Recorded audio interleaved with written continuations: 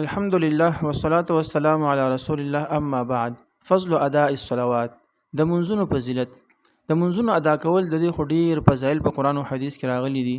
د منځ د ادا کولو د وجه د انسان د جنت په درجو کې اوچتوالی راځي. الله سبحانه و تعالی ته ګناهونه معاف کوي او په رزق کې ول پراخي د الله عز وجل راولي. قرآن کې الله فرمایي الذين آمنوا الذين يقيمون الصلاة، کسان چې پابندي د منځ کوي او مما رزقناهم ينفقون، او د هغه نه چې مونږ دوی له کوم رزق ورکړی د الله په لار کې خرج کړي.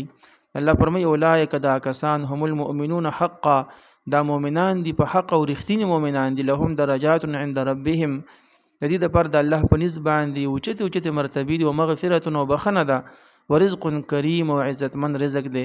بل ځکه الله سبحانه و تعالی فرمایي وامر اهلک بالصلاه واصطبر عليها. اسماعیل علیہ السلام تعالی عز وجل فرمایي چې خپل اهل ته د حکم وکړه په موږ باندې او په دې باندې د کلک شي. لا نسألک رزقا نحن نرزقکم، مستانه رزق مبارک سوال نکو بلکې رزق خو الله وي مونږ درکو. والعاقبه للتقوى، او اخرنی انجام چې کوم دی د متقینو لپاره دی. او متقی د انسان نه چې کوم دی نو دا په موږ باندې جوړیږي چې انسان موږ کوي د عبادت الله سبحانه و تعالی تقوادار بندش. دا چې د موږ د وجه الله عز وجل د انسان ګناهونه معاف کوي. قرآن کې الله فرمایي واقیم الصلاة طرفي النهار وزلفا من الليل، پابندي کوي د منځ په صحیح د ورځ کې او په حصو د شپه کې. او ان الحسنات یذهبن السیئات، یقینا نیک عملونه دا ګناهون لريجي ختمي. ذالک ذکر للذاکرین، دا نصیحت د پر د نصیحت اغستونکو.